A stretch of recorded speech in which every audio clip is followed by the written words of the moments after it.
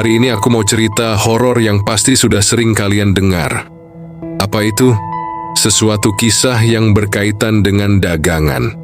Di sebuah desa kecil di pinggiran Purwokerto, angin malam menyapu sunyi dan bau soto yang menggoda mulai menyusup dari sebuah tenda asing yang tiba-tiba muncul begitu saja. Tak ada yang tahu siapa yang membukanya. Hanya ada satu tulisan mencolok di kain spanduk lusuh yang menggantung dengan tulisan "Soto Ajaib". Tapi keajaiban apa yang ia bawa sebenarnya? Bayangkan sebuah desa tenang. Banyak penjual soto yang sudah berjualan bertahun-tahun. Mereka saling kenal, saling sapa, pelanggan pun setia. Tapi semuanya berubah saat tenda itu muncul. Soto Ajaib dibuka oleh seorang pria dari Jakarta. Namanya tidak diketahui dan asalnya pun tak jelas. Ia tidak banyak bicara, hanya senyum yang tak pernah menyentuh matanya. Tapi soto yang ia jual luar biasa enaknya.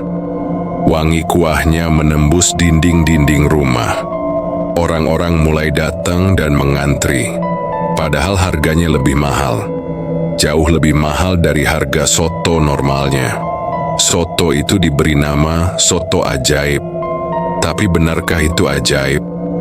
Atau ada sesuatu di balik semangkuk kuah panas itu? Tak lama kemudian desas-desus mulai terdengar. Katanya ada seorang bos dengan kepala botak serta gendut menggunakan jas mahal. Tak pernah terlihat wajahnya dengan jelas. Tapi dia yang memerintahkan agar tenda itu dibangun. Konon dialah yang mengirim bahan baku dari Jakarta, terutama kuahnya. Ya, kuah yang tak pernah dimasak di desa. Kuah yang konon katanya direndam dengan sesuatu yang tak bisa dijelaskan dengan logika. Setiap hari, soto itu selalu laris manis.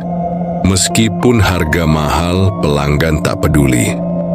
Seolah-olah mereka seperti kehilangan akal, seperti dirasuki. Seorang ibu penjual soto yang sudah lama berdagang merasa penasaran. Lalu ia datang. Ia mencoba semangkuk soto ayam di sana. Dan ya, ternyata luar biasa enaknya. Tapi ada yang aneh. Lidahnya terasa seperti dibelai sesuatu yang tak kasat mata. Lalu ia memesan satu lagi. Dibawanya pulang.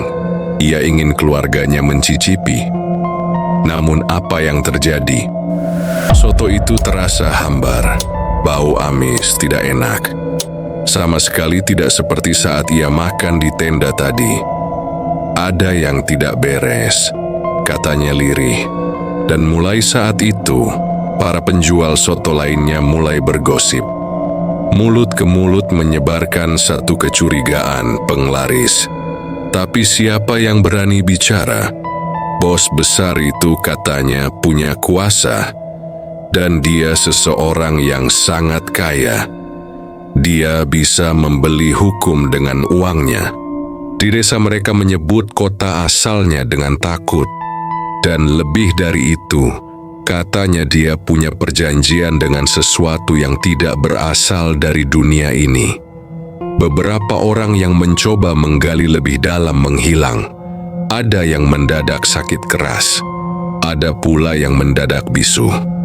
Tapi seorang pemuda berani membuntuti truk pengangkut kuah dari Jakarta. Dan apa yang ia lihat membuat darahnya membeku.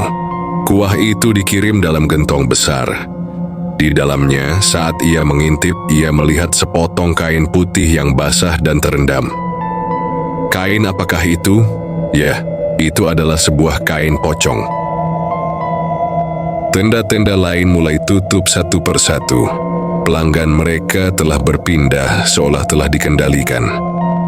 Dan Soto Ajaib tetap buka tiap malam, tiap hari, selalu ramai.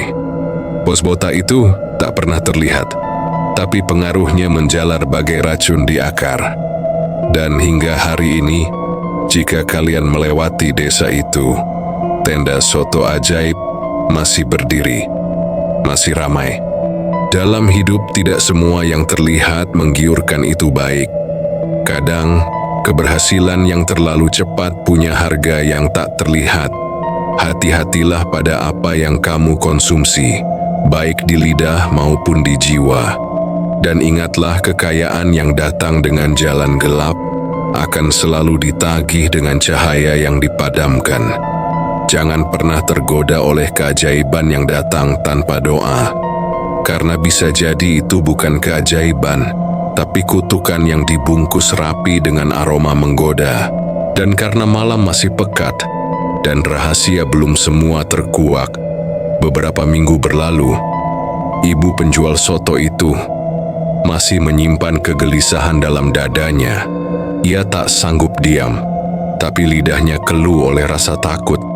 Bukan hanya takut pada si bos, tapi juga pada kenyataan bahwa kejahatan bisa menang hanya karena yang baik memilih diam. Namun malam itu ia bermimpi. Dalam mimpinya, ia melihat sebuah warung tua. Di dalamnya duduk lelaki tua berjubah putih. Wajahnya tak jelas, tapi suara hatinya menusuk. Yang kau makan bukan hanya daging dan kuah, tapi juga arwah. Ibu itu terbangun dengan tubuh gemetar, peluh dingin membasahi lehernya. Ia tahu ia harus melakukan sesuatu. Bersama beberapa penjual lain yang juga mulai curiga, mereka diam-diam mengamati tenda itu di malam hari. Mereka melihat seorang pria tua berpakaian serba hitam datang saat subuh, membawa kendi tanah liat yang ditutupi kain putih. Diletakkannya di dapur belakang tenda. Tak ada yang berani mendekat, tapi suasana berubah menjadi dingin seketika. Ayam berhenti berkokok, anjing menggonggong ke arah yang tak terlihat, dan langit yang semula bersih kini tertutup oleh mendung kelabu. Pagi itu untuk pertama kalinya para penjual soto lama berkumpul. Mereka memutuskan untuk tak hanya bergosip, tapi bertindak. Mereka membuat pengumuman kecil, sederhana. Soto kami, tanpa penglaris, tapi penuh kejujuran. Tak banyak yang datang, tapi hari itu ada seorang bapak tua. Datang bersama cucunya. Ia berkata pelan, "Saya rindu rasa soto yang benar-benar dari hati." Dan dari satu mangkuk, datang harapan baru. Lama-kelamaan, orang-orang mulai sadar. Ada yang merasa aneh setelah makan, ada yang mimpi buruk, ada yang jatuh sakit, dan akhirnya ada yang berani untuk bicara. Seorang remaja, anak desa, membuat video pendek. "Kenapa setelah makan soto ajaib, saya selalu merasa kosong dan bermimpi suara orang menangis?" Video itu viral. Tenda itu mulai sepi. Si pria dari Jakarta menghilang. Truk pengangkut tak datang lagi. Dan suatu pagi ternyata tenda itu lenyap. Tak ada jejak sedikit pun. Tak ada bekas api, kayu, atau kuah. Hanya bau amis yang masih menggantung di udara. Desa itu pun kembali tenang. Tapi semua yang pernah merasai soto ajaib tak akan pernah melupakan rasanya. Bukan karena enaknya, tapi karena bayangan tentang apa yang sebenarnya mereka telan. Malam belum sepenuhnya berakhir. Masih ada bayangan yang ingin bicara, dan masih ada bisikan yang belum kita dengar. Beberapa minggu setelah tenda itu lenyap, seorang pemuda yang pernah menjadi pelanggan setia merasakan sesuatu yang aneh. Ia mengaku selalu mendengar suara sayup-sayup di telinganya. "Terima kasih sudah mencicipi sotonya," katanya. Suara itu terdengar setiap ia hendak tidur. Ia mencoba mengabaikannya, tapi semakin ia diamkan suara itu makin jelas dan semakin dekat. Hingga suatu malam, ia memuntahkan sesuatu dari mulutnya. Bukan makanan, melainkan seutas benang putih, panjang tang basah, dan berbau tanah. Desa itu memang kembali tenang, tapi keheningan itu seperti perban di atas luka dalam. Ada bekas yang tak bisa hilang. Bukan hanya pada tanah yang pernah diinjak tenda misterius itu, tapi juga di hati setiap orang yang tahu. bahwa mereka pernah mengonsumsi sesuatu yang datang dari tempat gelap dan mungkin tak sepenuhnya pergi. Beberapa anak kecil kadang masih terlihat bermain di sekitar tempat itu, dan mereka sering mengatakan hal-hal aneh seperti, "Tadi aku lihat Om Botak, dia senyum sambil ngaduk kuah, padahal tak ada siapa-siapa." Malam memiliki cara sendiri untuk menyembunyikan rahasia, tapi tidak selamanya rahasia itu diam. Ada yang memilih untuk terus berbisik, ada pula yang menunggu, hingga seseorang cukup nekat untuk mencicipinya lagi. Karena ingatlah, setiap keberhasilan yang tidak dicapai dengan keringat akan ditagih dengan air mata. Setiap kekayaan yang datang dari kegelapan akan selalu membawa bayangan yang tak pernah bisa kau tinggalkan. Pada suatu malam dengan langkah perlahan, seperti kabut yang tak pernah benar-benar pergi dari desa itu. Beberapa bulan telah berlalu, angin sudah berganti musim, dan orang-orang mulai melupakan apa yang pernah terjadi. Tenda-tenda lama kembali berdiri dengan semangat yang baru, namun malam tetap menyimpan denting waktu yang berbeda. Ada sesuatu yang masih tertinggal. Suatu dini hari, seorang kakek penjaga musola melihat cahaya samar di tempat bekas tenda soto ajaib berdiri. Ia mendekat perlahan, dan di tanah yang mestinya kosong, terdapat semangkuk soto yang masih hangat. Asapnya mengepul, aromanya harum. Terlalu harum untuk semangkuk yang ditinggal diam. Dan di sebelahnya, secarik kain putih terlipat rapi tanpa noda, tapi terasa basah saat disentuh.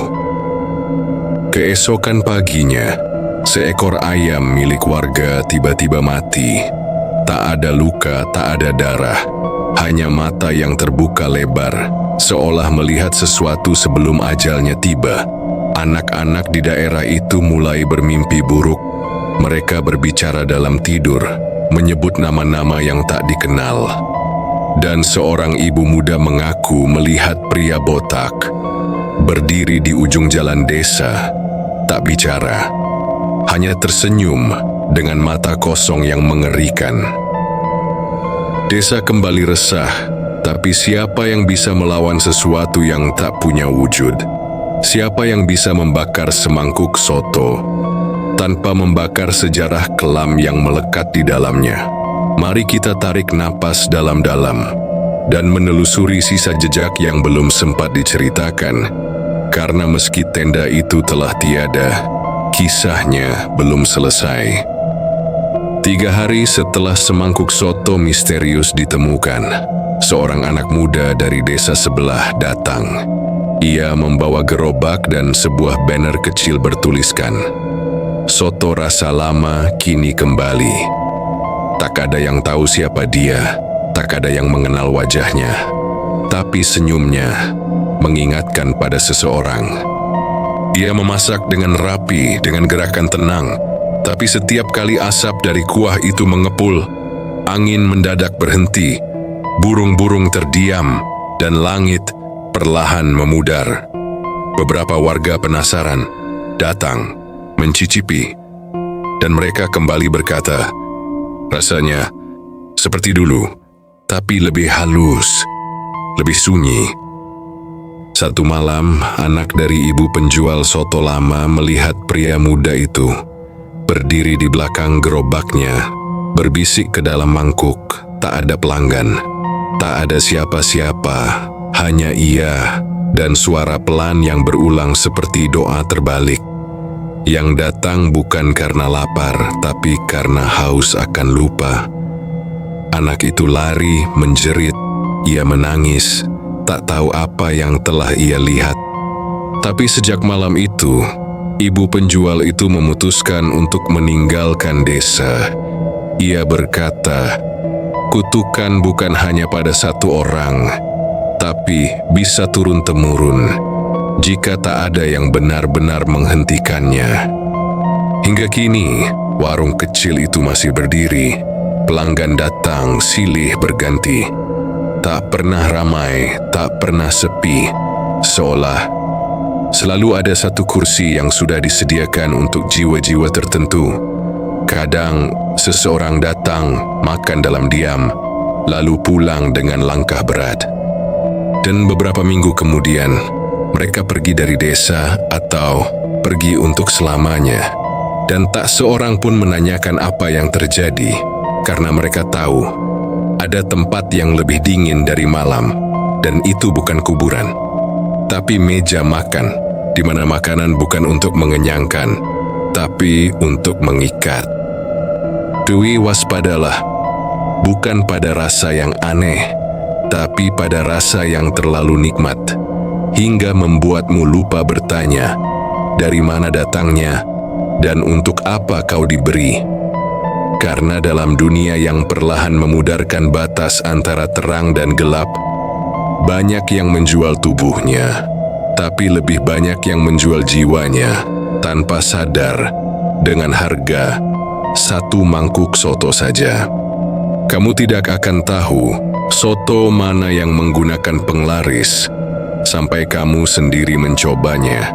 Tapi kadang, satu sendok saja sudah cukup untuk membuatmu tidak bisa kembali jadi dirimu yang lama.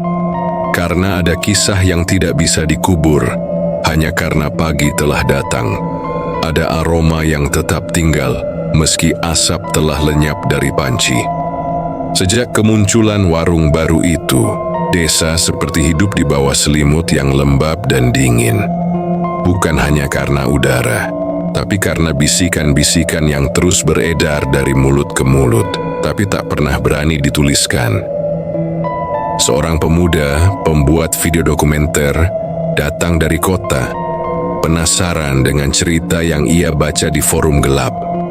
Ia membawa kamera, recorder, dan tekad untuk membongkar kebenaran. Namun, malam ketika ia mulai merekam, filenya hilang, baterai kamera meleleh, dan ia bermimpi tentang sebuah dapur di mana air mendidih, bukan dari api, tapi dari darah. Di taman bermain kecil di desa itu, terdapat satu wahana kuda kayu yang sudah tua. Tak ada anak yang mau menaikinya, karena konon, setiap malam Jumat, ia berayun sendiri. Warga desa percaya bahwa kuda itu dulunya mainan anak dari bos Jakarta, yang semasa kecilnya tak pernah bicara, hanya menggambar. Gambar tenda, panci, dan wajah-wajah tanpa mata. Dan sekarang, setiap kali ada orang baru yang terlalu ingin tahu, kuda itu akan berayun pelan, seolah menyambut gas dan mengajak main bersama. Ibu tua yang dahulu pernah mencurigai soto ajaib, kini telah sakit-sakitan. Ia tak bisa bicara lagi, namun matanya selalu mengarah ke jendela, ke tempat tenda dulu pernah berdiri. Kadang, ia mengangkat tangannya, seperti hendak menunjuk sesuatu. Tapi tak ada satu pun yang terlihat. Dan malam sebelum ia wafat, ia menulis dengan gemetar di selembar kain putih. Penglaris itu bukan tentang uang, tapi tentang siapa yang kau izinkan tinggal di dalam dirimu. Dengan hati yang tenang, persiapkan diri kalian. Mari kita teruskan perjalanan ini, karena kisah seperti ini tak berakhir hanya karena lampu dipadamkan. Ia tinggal di bayangan, di sudut-sudut pikiran yang tak ingin kita akui. Ada cerita yang beredar tentang para perantau yang singgah ke desa itu, sekadar lewat, sekadar ingin mencicipi soto yang katanya ajaib. Namun anehnya, setelah mencicipi, mereka tak pernah benar-benar kembali ke kota. Nomor mereka tak bisa dihubungi, alamat tak ditemukan, dan satu-satunya bukti yang tersisa hanyalah rekaman suara samar dari salah satu handphone terakhir. Aku merasa Bagian dari diriku tertinggal di situ dan aku tak bisa meninggalkannya. Lalu suara panci, suara bisikan, suara tawa. Warga menyebut mereka orang-orang yang terserap. Mereka tidak mati, tapi juga bukan lagi manusia seperti dulu. Suatu hari datanglah seorang pendeta tua. Ia tak membawa kitab, tak membawa rombongan. Hanya sebatang tongkat kayu dan tatapan yang menyimpan terlalu banyak hal. Ia datang, duduk di depan warung itu, tak memesan, tak berkata apa-apa, hanya menunduk lama. Dan saat malam turun, ia berdiri, lalu menancapkan salib kecil di tanah, tepat di bawah kaki gerobak soto. Paginya, warung itu tutup untuk pertama kalinya. 3 hari penuh, tak ada asap, tak ada suara. Tapi ketika salib itu hilang, warung kembali buka dengan menu baru, soto campur rasa rindu. Suatu sore, seorang pria tua yang pernah menjadi pegawai bos Jakarta datang ke desa, mabuk dan lelah. Ia mengaku dulu bekerja sebagai supir pengantar kuah soto. Aku lihat sendiri, kuah itu direndam bukan di air biasa, tapi di sumur tua, yang dulu katanya tempat menggantung diri. Tiap malam Jumat Kliwon, bos menyuruh kami bungkus kuah dengan plastik yang entah kenapa selalu dingin walau baru dimasak. Ia menangis, namun tak lama kemudian, ia ditemukan tak bernyawa di dekat ladang kosong, dengan lidah terjulur dan tangan memegang mangkuk soto yang masih penuh. Setelah kematian pria tua si mantan supir, desa kembali sunyi. Tapi bukan sunyi yang menenangkan, melainkan sunyi yang seperti menggigil. Anak-anak dilarang bermain sendirian. Orang tua berhenti bergosip. Dan malam kini turun lebih cepat, seolah matahari pun tak ingin berlama-lama di sana. Tak ada yang menyebut nama warung itu lagi. Tak ada yang menatap ke arahnya. Namun, semua tahu tempat itu masih ada. Karena setiap kali angin lewat, selalu membawa suara logam sendok yang beradu dengan mangkuk kosong. Pada suatu malam yang aneh, seorang remaja, cucu dari ibu penjual soto yang dulu, menemukan buku tua di lemari neneknya. Buku itu penuh dengan coretan tangan gemetar, gambar-gambar wajah tanpa mata, dan satu halaman yang membuat darahnya beku. Penglaris bukan hanya untuk dagangan, tapi juga untuk menundukkan hati manusia. Ia membaca hingga larut, dan di halaman terakhir tertulis dengan tinta merah, "Jika kau membaca ini, berarti kau dipilih." Besoknya ia bermimpi, ia berada di sebuah dapur gelap, di mana aroma kuah begitu tajam hingga membuat matanya perih. Seseorang berdiri di sudut ruangan, tak bermuka, hanya kepala botak yang berkilau di bawah lampu redup. Suara serak itu berkata, "Lidahmu telah mencicipi, matamu telah membaca, kini jiwamu harus memilih." Ia terbangun dengan peluh membanjiri tubuh, dan di tangannya ada mangkuk kecil berisi soto, masih hangat, masih berasap. Ia berteriak, tapi tak ada suara yang keluar. 2 minggu setelah kejadian itu, remajanya menghilang. Tanpa jejak, tanpa kabar. Di kamarnya hanya tertinggal buku tua itu dan sebuah catatan di halaman kosong. Yang membuat soto ajaib bukanlah resep, tapi rasa takut yang tak pernah diusir. Dan kini, warung itu butuh penerus.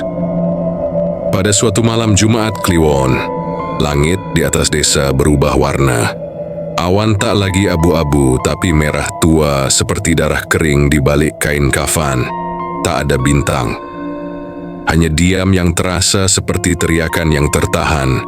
Dan dari kejauhan, terlihat seekor burung hitam besar melayang di atas warung yang dulu disebut soto ajaib. Ia tidak berkicau, ia hanya melayang. dan perlahan-lahan menjatuhkan sesuatu ke tanah, kain putih basah, dengan bau yang tak bisa dijelaskan oleh kata-kata biasa. Malam itu seorang lelaki tua yang tak dikenal datang ke desa. Wajahnya penuh luka tapi matanya kosong. Ia mendatangi warung itu, membuka tirai, dan duduk tanpa berkata apa-apa. Tak lama, semangkuk soto dihidangkan untuknya. Padahal tak ada siapa-siapa di sana. Tidak ada pelayan. Tidak ada pemilik. Ia makan dengan pelan, seperti sedang mengenang sesuatu yang sudah lama terkubur. Dan ketika ia menghabiskan sendok terakhir, ia tersenyum, lalu tubuhnya perlahan runtuh, menjadi debu yang kemudian tersapu angin ke arah sumur tua di ujung desa. Di mangkuknya tersisa satu helai rambut putih yang melayang seperti bulu ringan, namun terasa seberat dosa 7 keturunan. Di desa itu ada seorang anak yang sejak lahir tak bisa bicara, tapi ia menggambar gambar-gambar warung, orang botak, panci besar, dan kuah berwarna hitam pekat. Orang tuanya mengira ia hanya bermain, tapi ketika ditanya, ia hanya menunjuk ke langit dan menggambar angka 7. Tak ada yang paham. Sampai suatu hari, anak itu hilang dan ditemukan duduk di dekat warung, menulis di tanah dengan jari kecilnya, "Aku hanya penerus ke-7. Setelah ini tak ada lagi yang bisa kau cegah."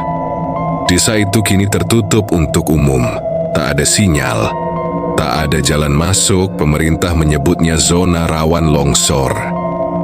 Tapi kita tahu, bukan tanah yang longsor di sana, melainkan batas antara dunia ini dan dunia yang lain.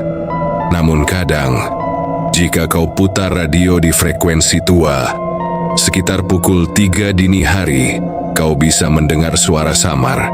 "Selamat malam, kami masih menyiapkan untukmu semangkuk soto yang tak pernah benar-benar pergi." Beberapa bulan setelah desa itu dikunci, seorang sopir truk pengantar logistik melaporkan sesuatu yang ganjil. Ia menyusuri jalan sepi di antara kabut, ketika melihat tenda soto tua berdiri di tengah ladang jagung. Tak ada rumah, tak ada listrik, hanya satu lentera kecil yang bergoyang dan bau kuah yang sangat dikenalnya. Ia turun melangkah mendekat karena rasa penasaran yang menekan dadanya. "Masih buka, Pak?" Tanyanya ragu, tak ada jawaban. Tapi mangkuk soto tiba-tiba muncul di meja kayu.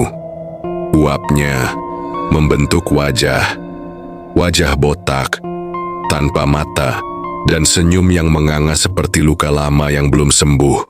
Sopir itu berlari, namun ketika ia kembali ke truknya, kendaraannya hilang, dan satu-satunya yang tertinggal hanyalah mangkuk kosong, masih mengepul di mana mesinnya dulu berada.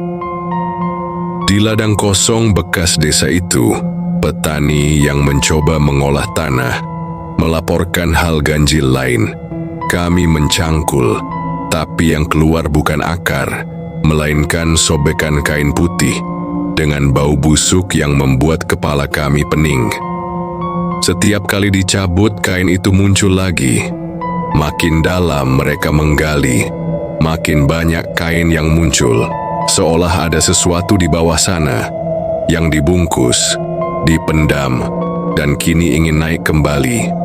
Seorang dukun tua berkata, "Itu bukan tanah biasa, itu tempat perjanjian, tempat darah dicampur kuah, tempat roh diperas jadi rasa." Anak-anak kota kini mulai akrab Dutse dengan satu produk baru di dunia kuliner, soto rasa nostalgia. Warung kecil di pinggir jalan, bertemakan vintage, dengan panci-panci kuno dan pelayan berkepala pelontos. Mereka menjual rasa masa lalu, katanya.